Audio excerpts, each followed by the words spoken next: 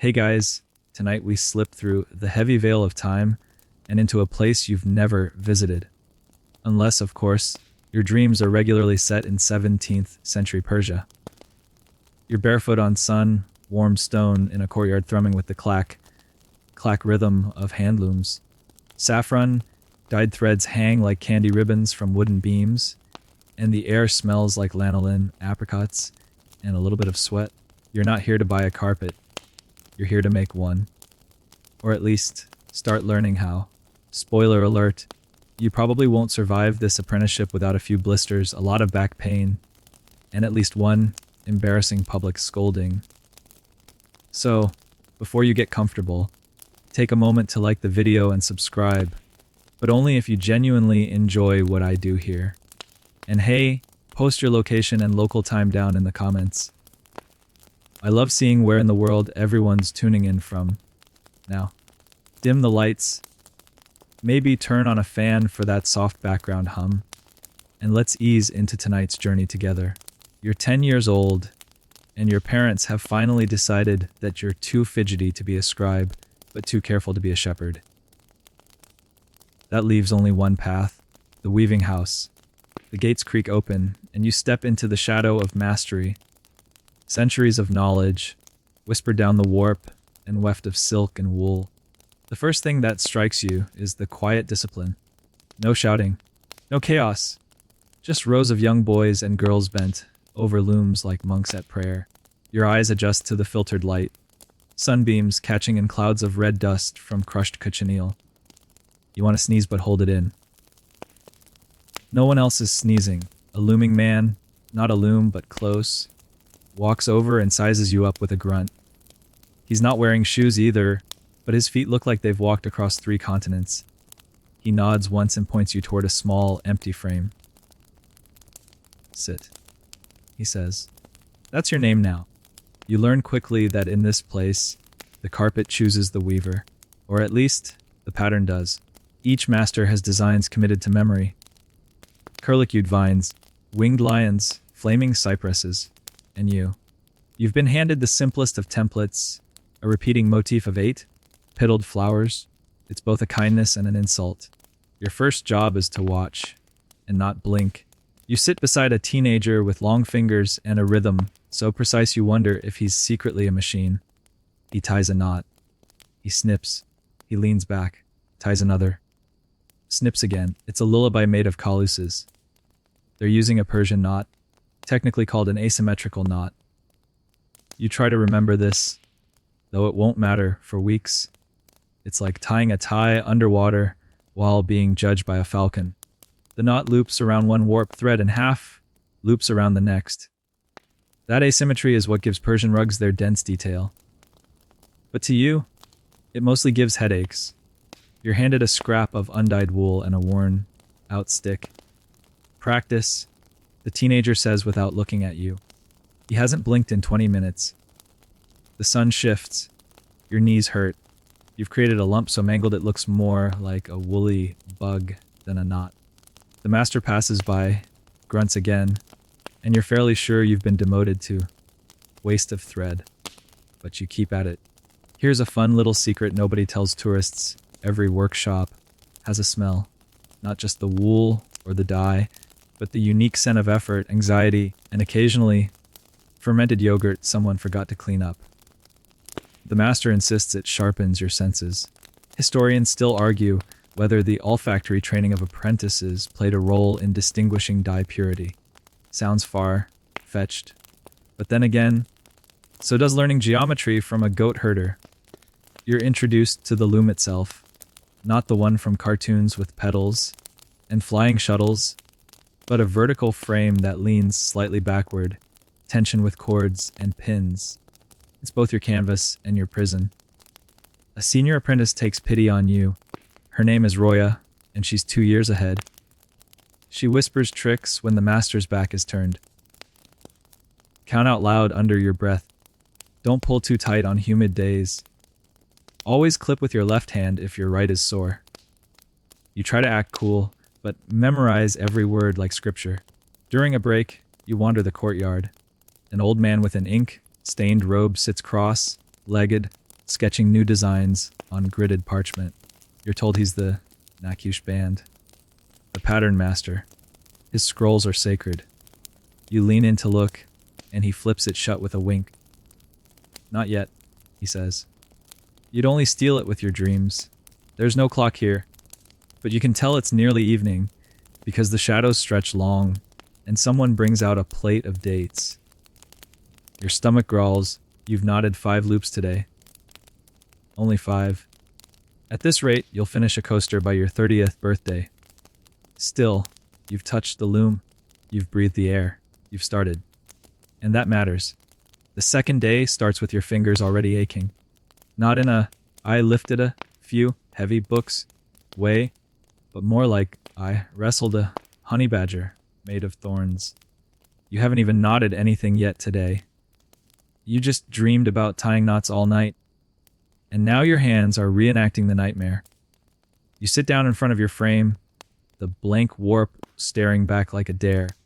Someone's left you a new bundle of yarn, this one a brilliant saffron yellow, soft and slightly oily to the touch. It's dyed wool, not silk. They're not letting you touch silk until you can tie 20 knots without crying. The knot you're learning is deceptively simple. From far away, it looks like you're just looping thread over threads. Up close, it's a dance of fingers and pressure. First, you wrap the yarn around one vertical thread, then slip it half around the next, pulling the ends between. You snip it with tiny scissors, barely the size of your pinky. Miss a beat and the pile looks uneven. Miss 2 and the whole pattern falters. The master leans over your shoulder. You try not to flinch. He grunts. You're starting to suspect that's his only vocal setting. But then he does something astonishing. He ties a knot. 1. Just 1. But he does it in slow motion, as if the air itself thickens around his fingers. You see the loop, the twist, the tiny flick of the wrist. It's a language. You just learned the first letter. Around you, the workshop hums to life. Knots per second vary by apprentice rank. The fastest kids, probably 14 or 15, can do 200 in an hour. You're hovering at about 8. The rug beside yours has 1,000, petal lotus blooming beneath deft hands. You have a sunburst that looks like a fried egg. It's okay. You're learning. You also notice something strange. None of the masters ever talk about finishing a rug. They say things like, nurture the weave, or honor the pattern, but never complete it. One boy whispers that some rugs take years, even decades, to make. You think he's joking. He isn't. By mid-morning, your hands are shaking, not from exhaustion, but tension. You want the knots to be perfect. Too perfect. And they never are. Roya, always watching with half a smile, sits beside you and quietly redos your last 3 knots. Tension is everything, she says. Too loose, and it unravels. Too tight, and it buckles. Be like water. You're not sure how to be like water, but you nod anyway. Philosophical advice always sounds smarter when you're sleep deprived. There's a moment, brief, barely noticeable, when your fingers finally tie one knot just right. The yarn hugs the warp perfectly. It nestles into the row like a baby bird in a nest. You stare at it. You want to call everyone over. Parade them past it like it's a holy relic. But instead, you tie another. And another. 3 in a row. Then you mess up the 4th. Still, progress. At lunch, you're not fed much. Some flatbread, a chunk of cheese, and a few olives that taste like regret. But you're starving, so you devour them like a king. Everyone eats in the courtyard, sitting in circles. There's laughter now, and even the masters loosen their belts a notch. You learn the secret rule of weaving houses. No one gets meat unless someone dies. It's only half a joke. That afternoon, a traveling merchant arrives. He smells like horse sweat and pomegranate wine. He unfurls a carpet in the entry hall, a massive piece with sapphire vines and golden birds. Everyone gathers. Even the Naksh band peeks out. The merchant boasts it took 16 years to make. 3 brothers, 2 provinces, and 1 wedding curse. He adds with a grin. Historians still argue whether that exact rug was a diplomatic gift or simply sold to the highest bidder. What's certain is the awe it inspires. You feel something stir in your chest. Maybe envy. Maybe hunger. Back at your loom, something changes. The pattern is no longer just lines on a grid. It's a map. You see the curves, the motifs. You begin to anticipate where the colors will go. Roya nods approvingly. And then, just when you're getting cocky, you get your first real blister. Right at the base of your thumb. It stings. You try to ignore it, but every knot makes it worse. You contemplate quitting. Taking up, I don't know, pottery or poetry or literally anything else. But you don't. Instead, you grab a scrap of cotton and wrap your hand like you're gonna war. Which, in a way, you are.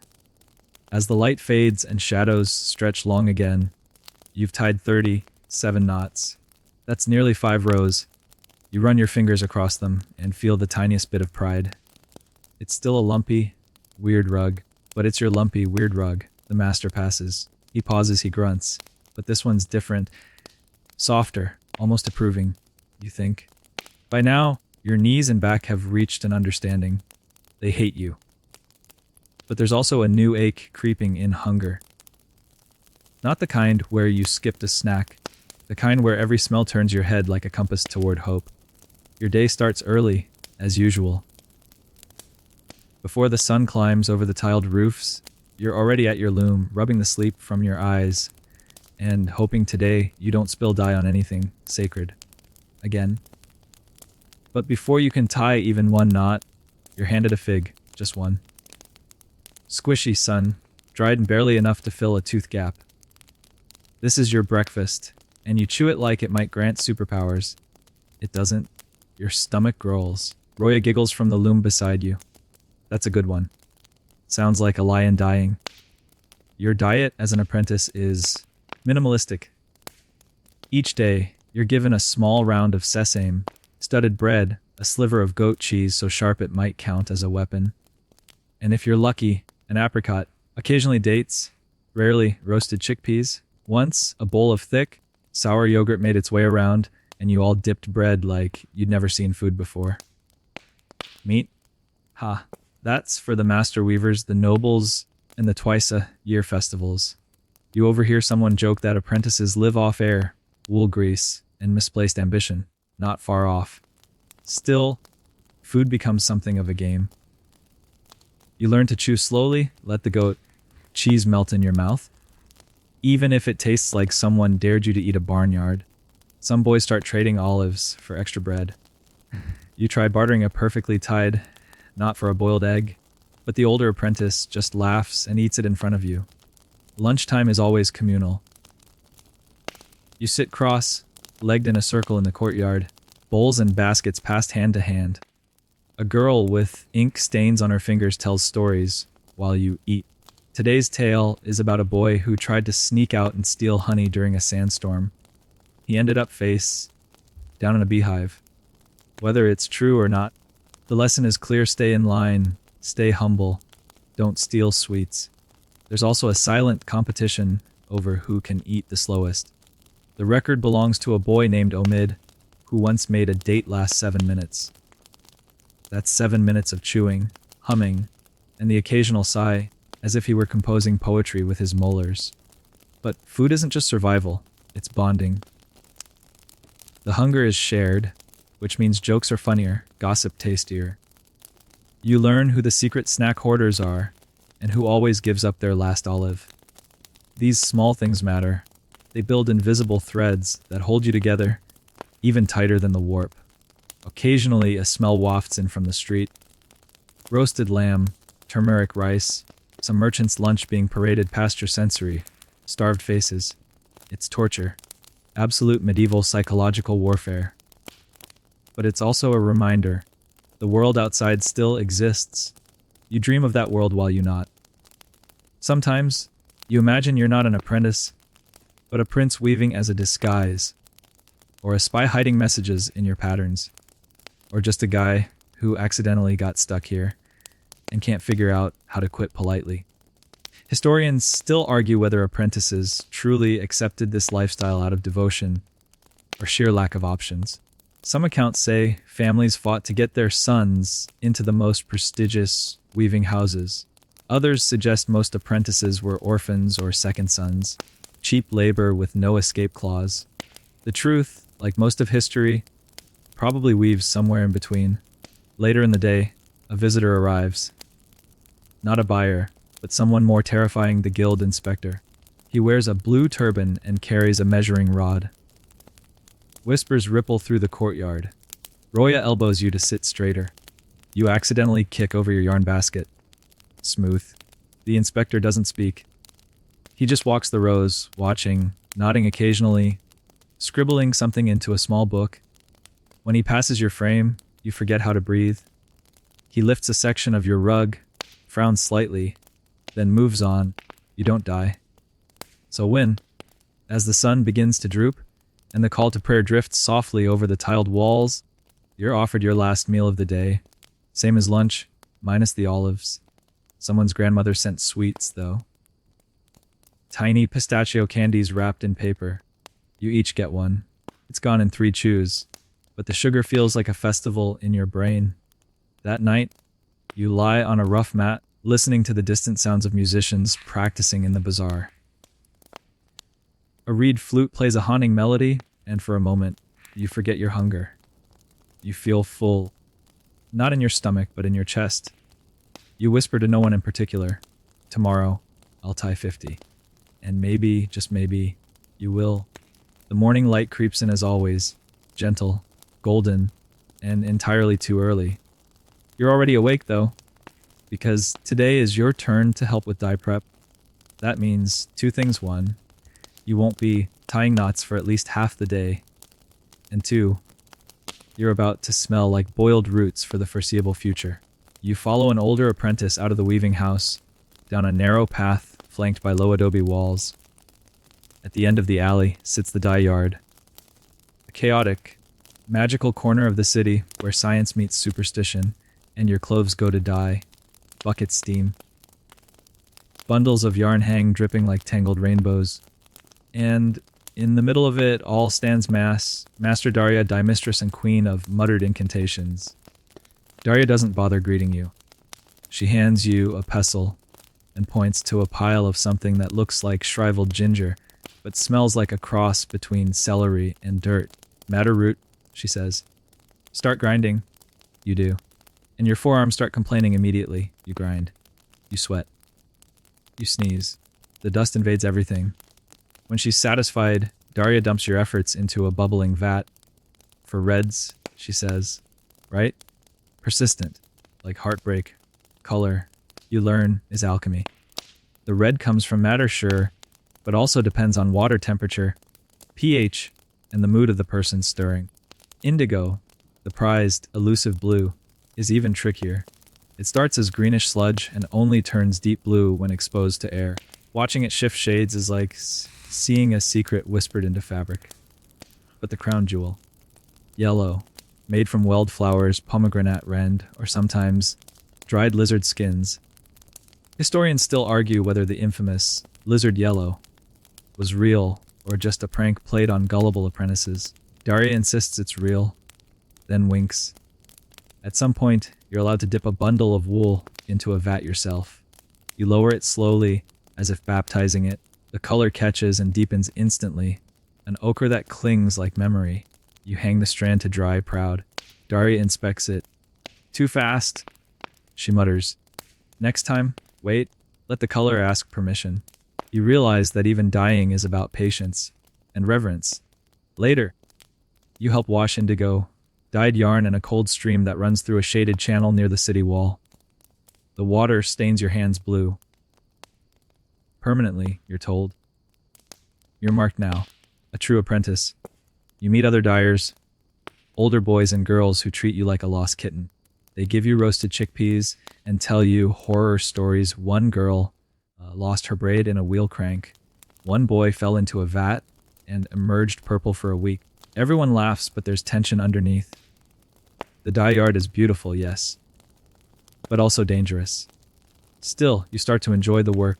The smells become familiar, comforting even. You begin to identify them by name.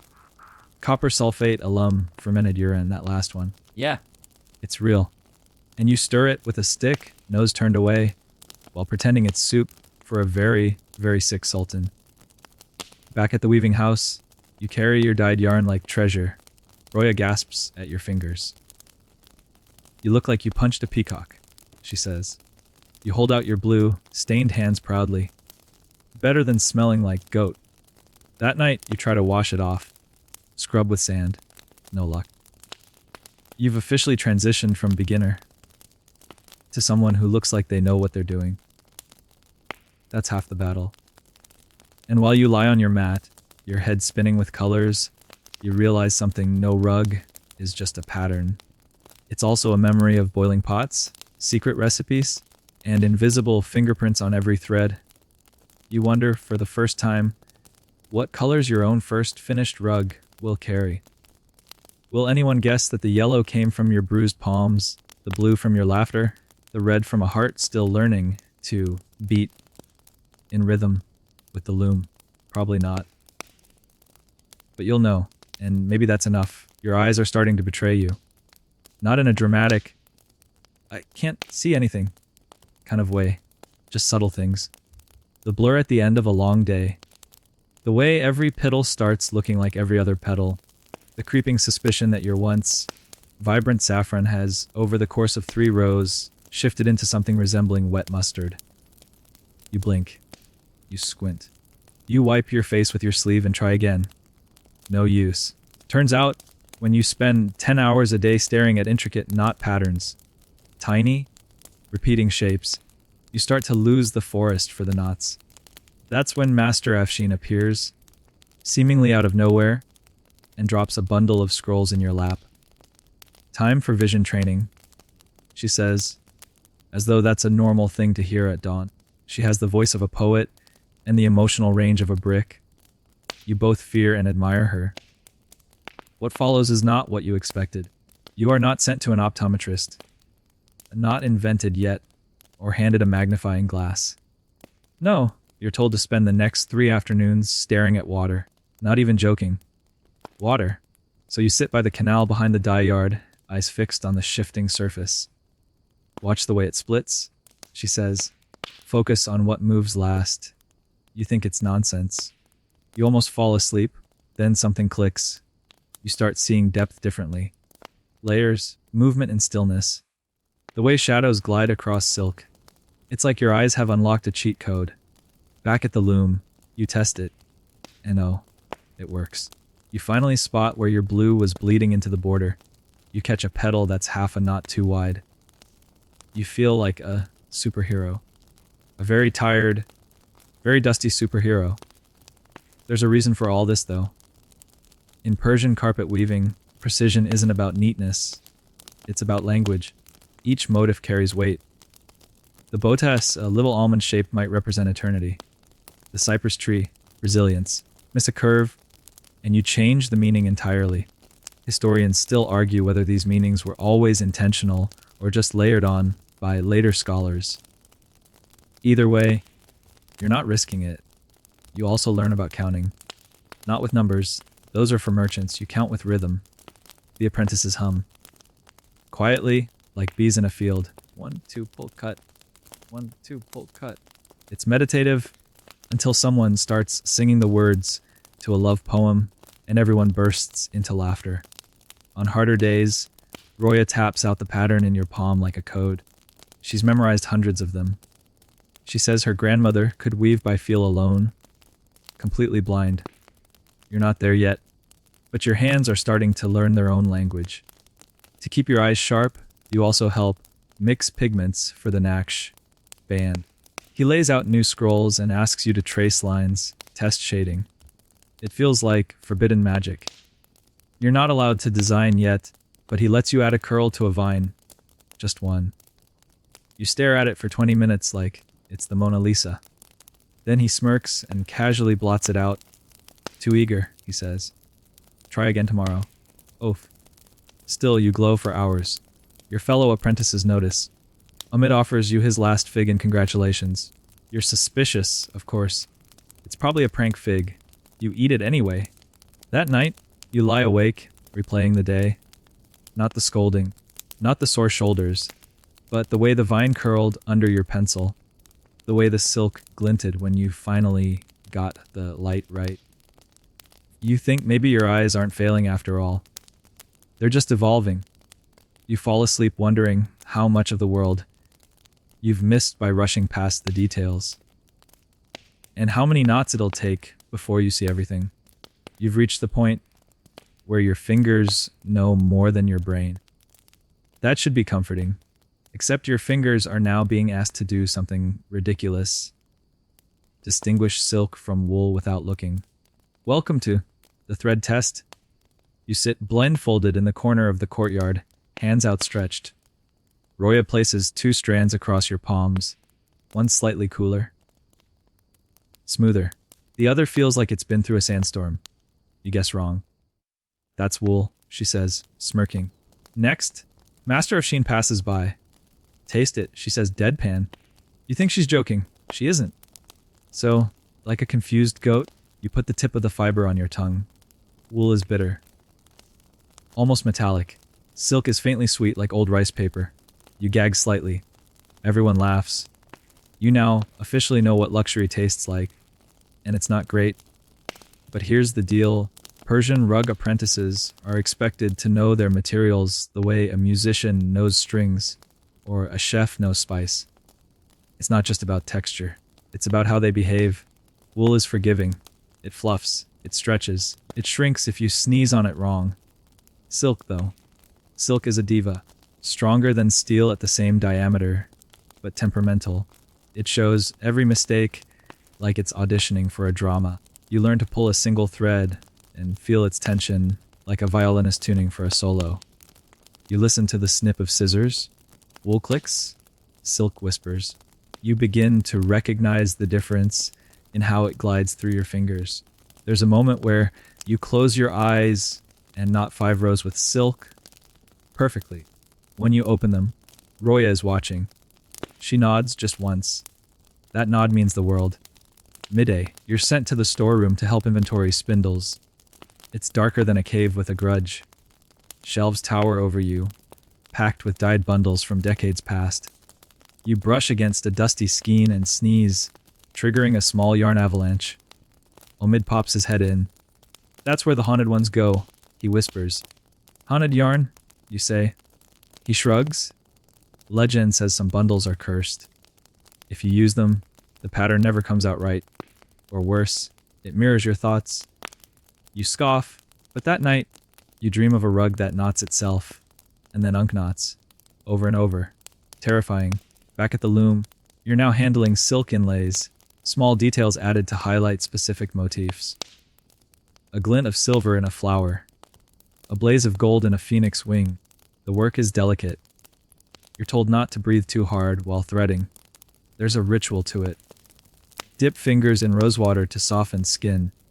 Use a bone needle carved from goat femur. Thread slowly, silently. It's said that the masters in Isfahan once timed their breathing to silk weaving, creating rows that pulsed like heartbeat waves.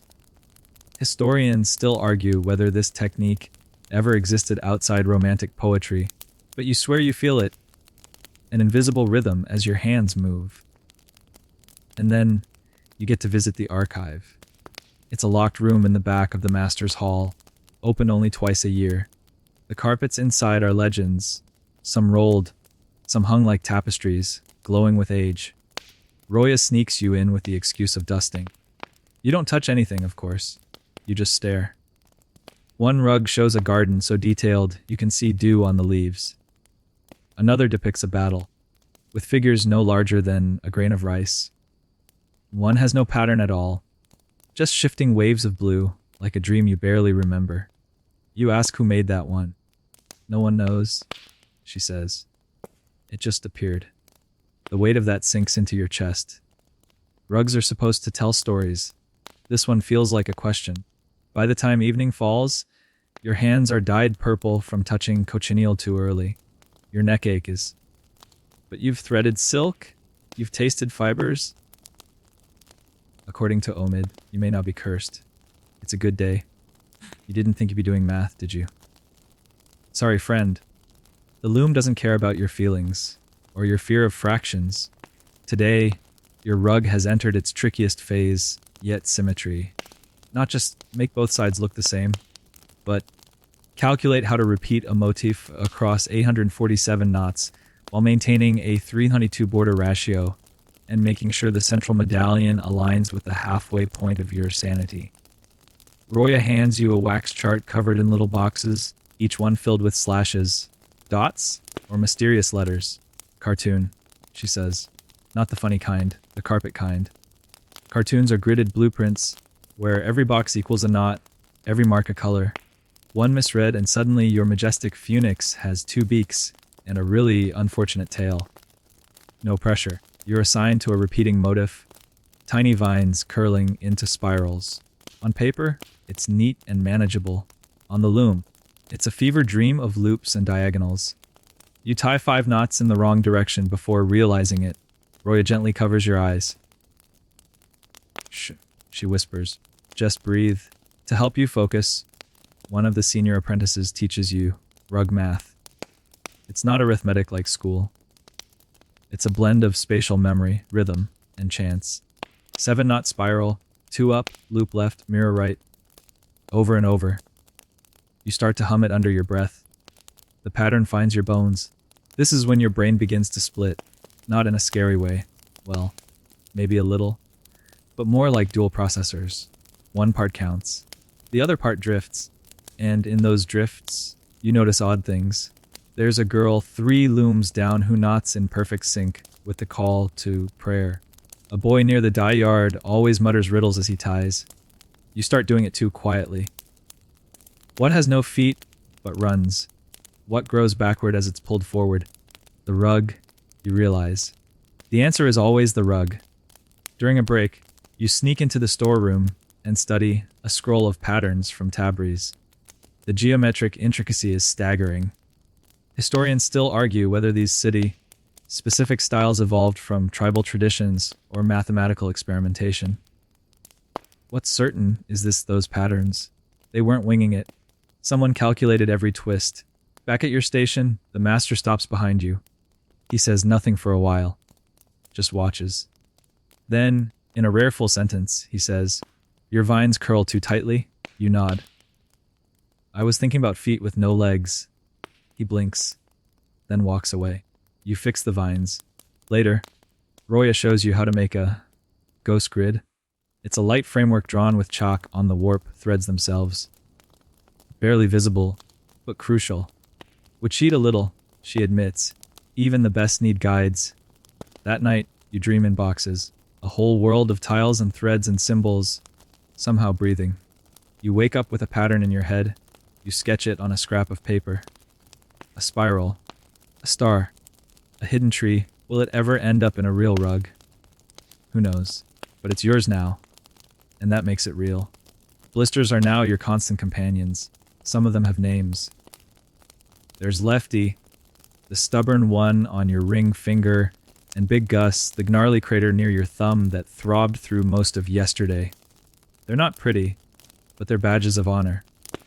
If the loom were a battlefield, these would be your scars. But today isn't about suffering alone. Today is about what keeps you going, the brotherhood. You wake up groggy, sandwiched between 2 snoring apprentices. The air smells like dust, yarn oil, and someone's very unfortunate feet. You stretch, sit up, and immediately regret both. Muscles you didn't know existed are sore. As you shuffle to your loom, Omid slaps your back so hard you nearly headbutt your own work frame. "You dreamed of patterns again," he says. "You were chanting 7 down, loop back in your sleep. Sounds about right. You've now been apprenticing long enough to have a rhythm. A tribe, a few sworn enemies, usually over stolen apricots, but mostly a quiet camaraderie. You and the others work side by side, shoulder to shoulder, hour after hour, until the line between you blurs. You joke that you're one large carpet, making organism with 12 limbs and 1 brain. Usually Roya's. There are moments of chaos, of course. Someone drops scissors. Someone else tangles a whole skein of silk. and has to spend an hour undoing it knot by knot. You once sneezed mid-pattern and derailed half a tulip. It happens. But between those mishaps are the glue moments.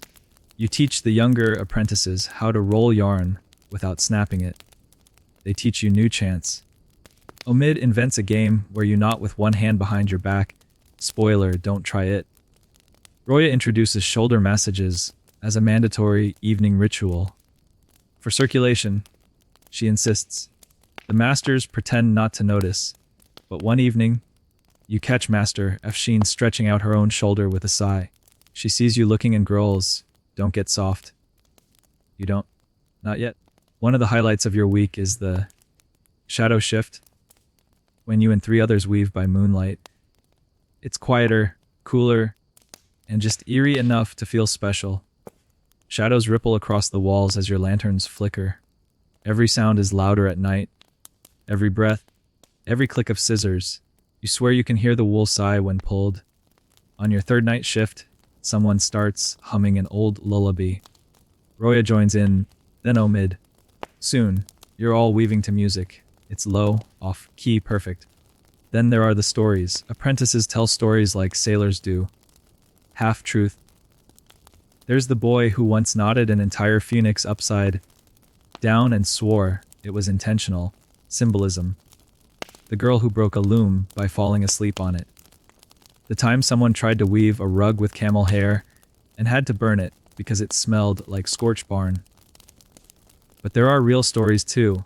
Roya tells you hers one evening while you both rest your wrists in cool water. Her mother was a weaver. So was her grandmother. Her family's patterns are recognizable in certain villages. She's hoping to sneak one into the border of her next commission. A kind of signature. You start thinking about your own legacy, what you'll leave in your knots, what will survive beyond blisters. Historians still argue whether apprentice bonds influenced rug styles across regions, whether different weaving houses left recognizable signatures through shared chants, shared jokes, shared blunders. It's hard to say. But you're sure of this. Without the others, you'd have quit by now. The day ends with a small victory.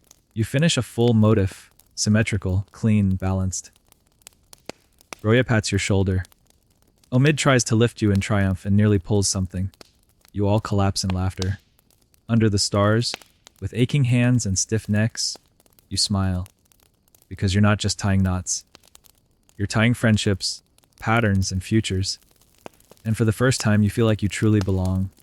This morning, the courtyard smells like cumin, damp stone, and dread. The rumors started last night. A nobleman is visiting. A high-paying patron. Maybe even a foreigner with gold coins, and no understanding of how long these rugs actually take to make. He'll be inspecting several works, in progress, including yours. No pressure. You barely slept. You wake up with your mouth dry, and your hands already sweating. You try to tie a practice knot, but your fingers betray you. Too tight, then too loose, then backward. You whisper a quiet threat to them, and they seem to shape up. For now, before the inspection begins, the looms are cleaned with peacock feathers and damp cloths. A few boys scrub the floor like they're erasing their sins. Roya adds a tiny sprig of mint beside her workstation. For luck, she says. And to mask the smell of panic. You rehearse your section of rug in your head. The vine curls, the mirrored tulip, the stylized flame, flawless in your memory. But memory can lie. Master of Sheen appears in full regalia, beard oiled, turban starched to architectural levels. She doesn't speak. She just nods once, and that nod echoes like a thunderclap. It's time. The patron arrives with a small entourage. He wears silk slippers and smells faintly of cloves. Behind him trail a translator, a record keeper, and a boy holding what might be an emotional support falcon. You don't ask. He doesn't smile. He doesn't frown. He simply begins. One loom at a time, he gestures, loops his finger in the pile, lifts edges, flicks the fringe. Occasionally, he murmurs something to his translator, who scribbles or nods or clears their throat nervously. When he stops at your loom, you go rigid. He bends slightly, and lifts the edge of your section. Just one corner. The room holds its breath. He runs his fingers along the surface, then pinches a row and tugs gently. You wince. This is the moment every apprentice dreads, the test for invisible flaws. It's not about what he sees. It's about what he feels. If a knot is loose, he'll know. If a row is misaligned, the pile will resist. If the tension varies, if your hand slipped just once, it'll ripple like a heartbeat under a bandage. He straightens. He says nothing. Then he moves on. You collapse internally. You'll never know if it was approval or indifference, but at least it wasn't disapproval. That's a win. After the patron leaves, the energy in the courtyard shifts. The air loosens. Omid lets out a dramatic gasp and falls backward onto a basket of yarn. Roya fans herself with her pattern chart. Later, Master Afshin makes her rounds. She stops beside your loom and points. This, she says, indicating a half row of the vine. Good. You blink. Good is the highest praise you've ever heard her give. You think about etching it on a stone. In the quiet that follows, you start seeing your work differently. You notice the tiny tremble in your early knots. The ones that barely held their shape.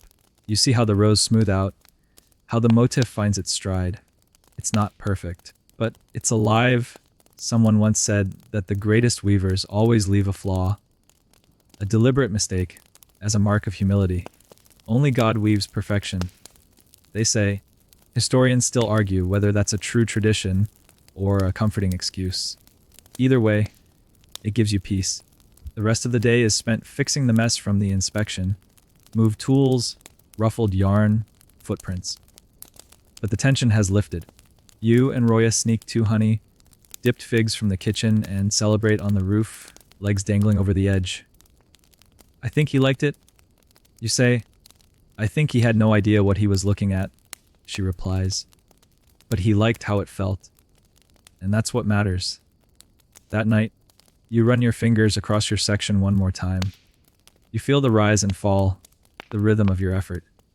It's invisible work. But it endures. Like so many things in this house, it speaks without words. And you're beginning to understand the language. There's a moment during every long day of weaving when your brain checks out. It's like it quietly gets up, mutters back in 5, and leaves your body behind to finish the knots. That's when the daydreams slip in, soft, strange, and oddly vivid. Today, your escape fantasy begins with a mistake. You knot too fast, miss a loop, and your vine motif suddenly turns into something resembling a jellyfish. You sigh, undo it, and retie, but your hands have gone autopilot, and your mind drifts far, far away. You're riding a flying carpet. Of course you are. Every apprentice dreams of it eventually. A warp speed ride across mountains and deserts, cities glittering below like spilled gold coins. In your dream, the rug under you is perfect, no knots out of place, no awkward patterns. It hums, somehow, like bees in wind and stitched secrets. You glide over Isfahan, past domes and tiled minarets, toward a storm on the horizon. Then you hear a voice. Roya, you're drooling again. Back in reality, she's right. You wipe your mouth. Not 2 more rows. Still, the image lingers. The myth of the flying carpet is older than most of the looms here. You've heard 10 different versions. Some say King Solomon had one, wide enough to carry his entire court, silencing deserts beneath its fibers. Others insist it was a Sufi metaphor for spiritual ascension. Omid claims his uncle once met a merchant who rode one to Baghdad, but he also claims to have wrestled a bear, so historians still argue whether the legend originated in Persia or was imported through trade routes. Some believe it sprang from the pure impossibility of the rugs themselves. How could something so intricate, so alive, not have magic? What's funny is, when you're working on one, the idea feels less far-fetched. The rugs move, they shift with the air, they ripple when touched. Once, you saw a half-finished piece twitch in the breeze, its pattern suddenly aligning in a way that made it feel sentient. Maybe that's just the sleep deprivation. You start sneaking motifs into your work. Just tiny things. An extra curl on a cloud. A bird that looks suspiciously like it's flying sideways. You imagine, years from now, someone will trace that rug and wonder who hid the dragon with one wing. You don't tell anyone. It's your secret. There's a new apprentice in the courtyard. A girl from Kashan with an accent that lilts like birdsong. She ties fast, but rough. Roya helps her fix her grip, and you catch yourself smiling. Once, that was you. Still is, sometimes. That night, while cleaning, you find an old rug rolled behind a storage shelf. It's small, maybe a prayer mat and worn thin. But when you spread it out, the design leaps. It's not symmetrical. Not even close. A twisting storm of vines and wings and stars that seem to move when you stare too long. It doesn't match any known school. You show Roya. She stares. That's not from here. You suggest hiding it under your mat. In case we need a quick getaway. She laughs, but not completely. You both sit on it for a while. It doesn't lift off the ground, sadly. But there's something about it, like it remembers where it's been. You sleep better that night, not because you believe in flying carpets necessarily, but because you know that even in your most tangled mistakes, there might be a story, and maybe, just maybe, a little lift. The bazaar smells like ambition, and rosewater, and 100 other things you can't quite name. You only come here once or twice a month, if that, usually as part of a delivery crew. But today, you're here on a different kind of mission. You're not carrying rugs. You're carrying curiosity. Your master sent you and Omid to pick up thread weights from a vendor near the spice quarter, but neither of you make it past the first carpet stall without slowing down. And who could blame you? The bazaar is a living museum. Rugs spill over wooden frames and swing from poles. Deep indigos, electric crimsons, patterns so complex they seem to breathe. Each one tells a story. Each one is a conversation between past and present.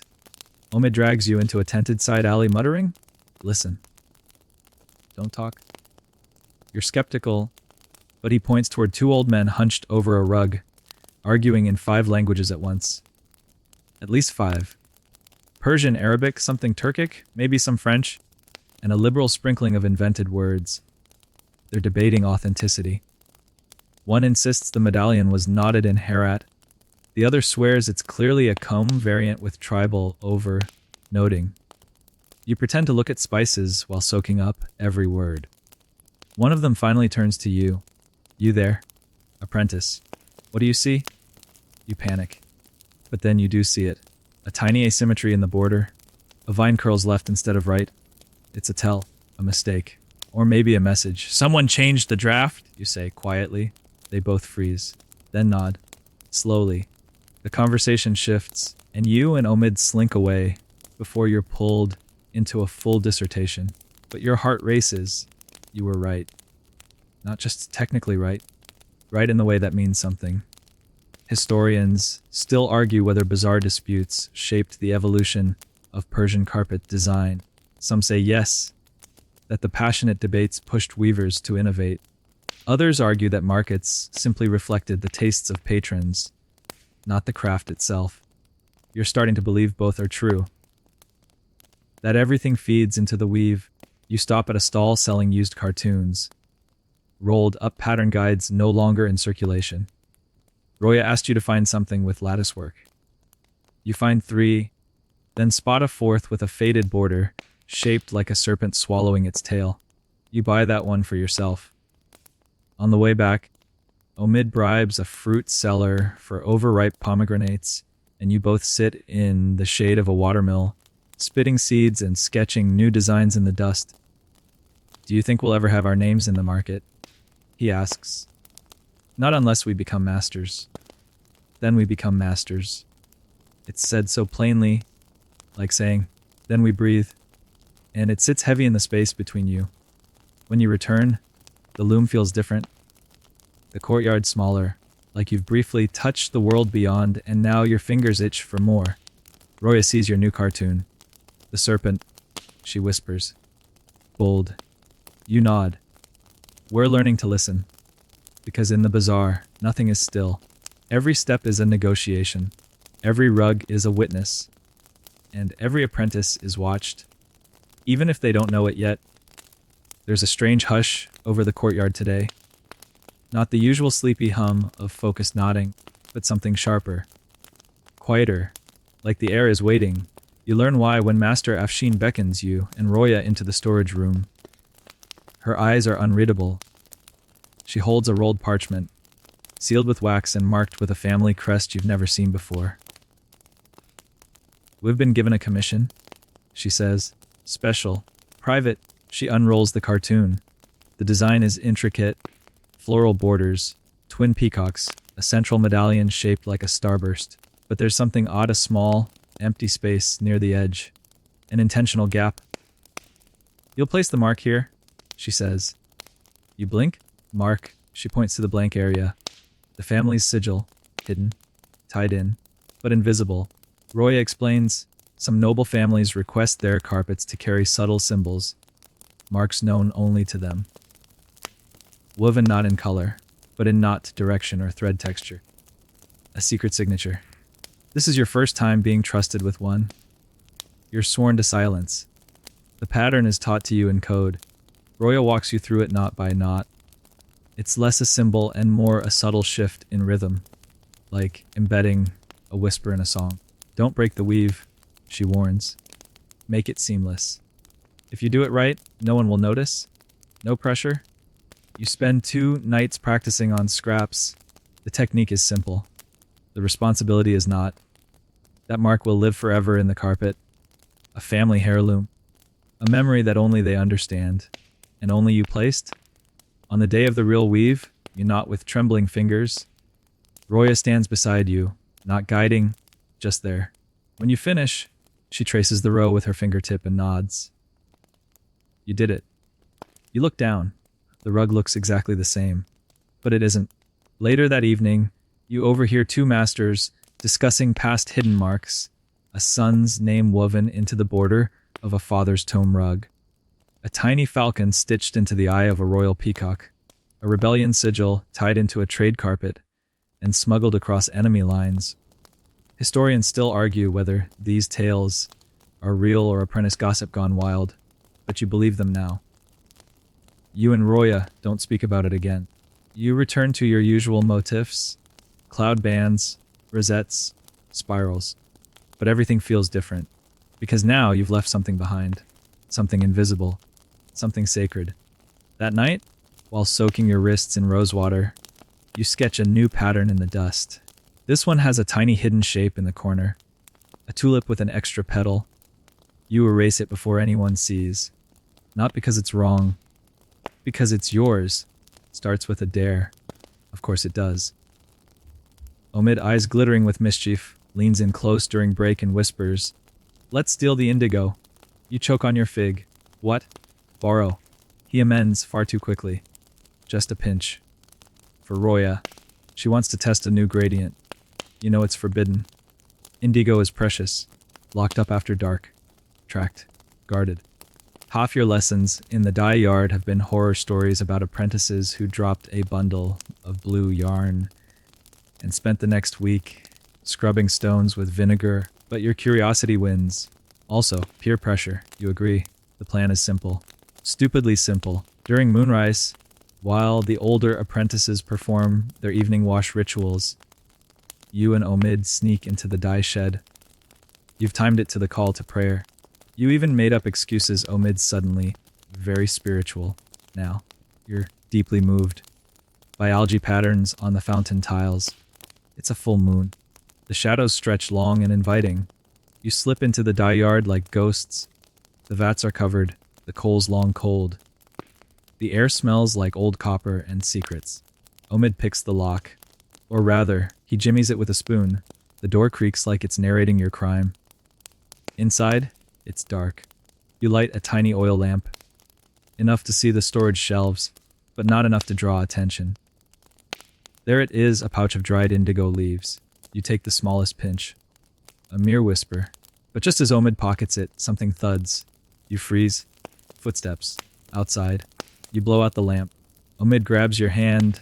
and pulls you behind a rack of hanging yarn. You crouch, breathing through your teeth, trying not to inhale the dust. A shadow passes by the open door, pauses, then moves on. You wait 10 heartbeats, 20, 30, then run. You don't stop until you're back in the courtyard. Panting, hands stained with something that better not be mold. Omid clutches the indigo pouch like it's a relic. You both burst into laughter. Not the safe kind. The wild, it should be dead kind. You give the indigo to Roya the next morning. She raises an eyebrow. Where'd you get this? We found it, Omid says. In the wild, you add. She doesn't believe you. But she doesn't ask further. She uses it that afternoon. The test piece is brilliant. A gradation from midnight blue to violet, so soft it looks like a bruise healing. Master Ashin sees it, says nothing. Then, days later, assigns you and Roya to assist with a royal commission. Silk on silk. Heavy indigo. You don't ask whether she knows. Maybe she does. Maybe she recognizes the chaos woven into your work. Historians still argue whether accidents and thefts shaped color trends in certain carpet periods. One account claims a batch of moon dyed indigo came from stolen supplies. Another says apprentices once used beet juice by mistake and invented a whole new red. You and Omid still joke about it. You call yourselves the Indigo Outlaws. He makes a little badge. It falls apart within a day, but you keep the idea. And you keep a pinch of indigo in a paper wrap under your mat. Not to use, just to remember. The calm is heavy. Not in weight, though the carved walnut handle has some heft, but in significance. You've seen it used 1,000 times. After each row of knots, the weaver lifts the calm and taps it into the threads with a rhythmic thunk, thunk, thunk. It packs the knots tight, evens the tension, and sets the row like punctuation at the end of a sentence. Only senior apprentices are allowed to calm. Everyone else knots and watches. Until now. Today, Master Afshin calls your name. Just your name, no grunt. No glare, no cryptic comment about your posture. Just the name. She hands you the comm. You nearly drop it. You walk back to your loom in a daze. Roya looks up and smiles. One of those rare, full smile ones that makes her whole face wrinkle. Careful, she whispers. It's like holding thunder. You grip the handle with both hands. The teeth are brass, polished smooth by years of use. You hover it over your last row, pause, then tap. Once, twice, 3 times. It echoes, not just physically. The row tightens, the fibers settle. The whole piece feels different, firmer, sharper, like it just stood up straighter. That moment marks something. You're no longer just a knot maker. You're a finisher now. You spend the day combing row after row, carefully, reverently. Roya coaches your pace. Too soft, she says. Then too hard. Then finally, just right. It's meditative. The motion. The feedback. You start noticing how the pile changes when you press. How the pattern seems to gleam a little brighter after each pass.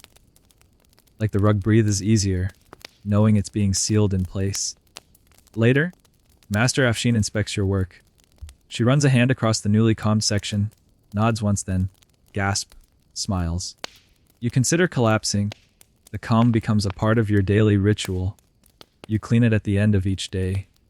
Wrap it in cloth. Store it with a small cedar chip to keep moths away. You name it? Quietly. In your head. Thunderstick. One evening, a visiting merchant arrives with 2 guards and a golden fringed rug slung over his shoulder. He wants it repaired.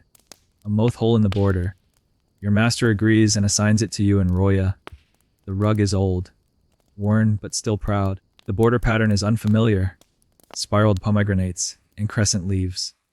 Roya guesses it's from Nishapur. You match the yarn. Repair the hole. Then, the final touch. You calm. And when you do, the patch disappears. Seamless. Whole again. Omid sees it and claps like a madman. You bow. That night, you sneak into the archive and look at rugs again.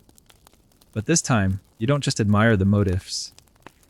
You trace the edges. Feel the pile. You run your finger along the rows, guessing where the calm fell harder, where the rhythm might have stuttered. Historians still argue whether the final calming changed a rug's meaning, whether the act of sealing the knots imparted something sacred. Some say yes, that the calming is the soul's imprint. Others say it's just technique. You think maybe it's both. Roya gifts you a calm oil the next morning. You'll need this, she says, for the years ahead. You don't ask what she means. You just tuck it into your sash and smile. The rug is finished. Not all at once, not with fanfare or applause, but with the quiet, breathless reverence of something sacred reaching its final note. The last knot is tied, the final row calmed. The loom stands still. You stare at it, unmoving.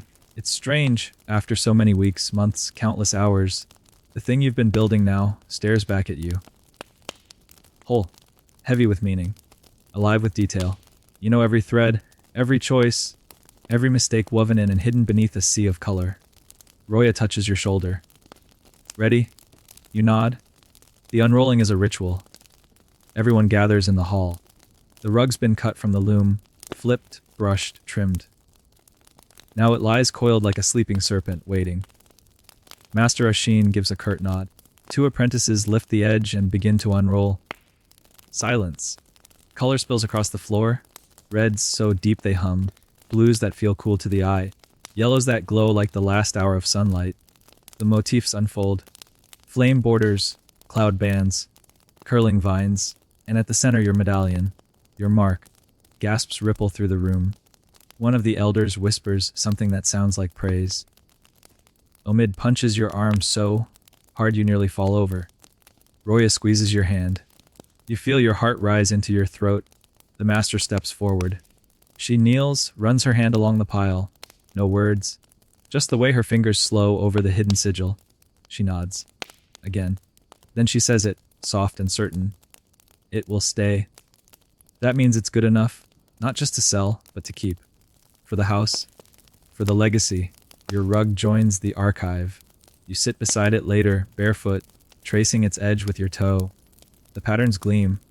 They feel like parts of you. Your thoughts, your sweat, your stories, even your fears. All bound up in silk and wool. You think back to your first knot. A twisted little bug of a mistake. And now, historians still argue whether apprentices ever received credit for finished rugs, or if all the glory went to the masters. You know your name won't be signed anywhere. But you also know something else. You don't need it to be. Because the rug speaks. And those who know, they'll hear your voice in every row. Roya sits beside you, eating a fig. So, she says, what now? You think about it. About the dyes, the chants, the nights of silence, the stolen indigo, the tiny hidden shapes no one else sees. I guess? You say slowly, we start another one. She grins. Of course we do. And so you rise, gently, quietly, and begin gathering yarn again. Because the thread never stops. Because the story continues. Because once you've woven part of yourself into the world, you never truly stop weaving. Now, the looms are still. The courtyard dark, quiet, lined with shadows and the soft breath of sleeping apprentices. The scent of wool lingers faintly in the night air, mingled with crushed petals and warm dust. Your fingers rest now, calloused, yes, but proud, strong in a way only time and repetition can build. You lie on your mat, the cool stone beneath you. Somewhere nearby, a reed flute plays a slow, wandering tune, perhaps real, perhaps only memory. Your eyes trace the patterns behind your eyelids, spirals, palmettes, the echo of that sacred curve. You did it. You learned the language, not just of knots and yarn, but of quiet discipline, of imperfection embraced, of invisible marks left behind for someone someday to find. Breathe in. Let the rhythm slow. Let the silence grow. Let the last knot settle into place. You're no longer just an apprentice. You are part of the weave, and you've earned your rest. Sweet dreams.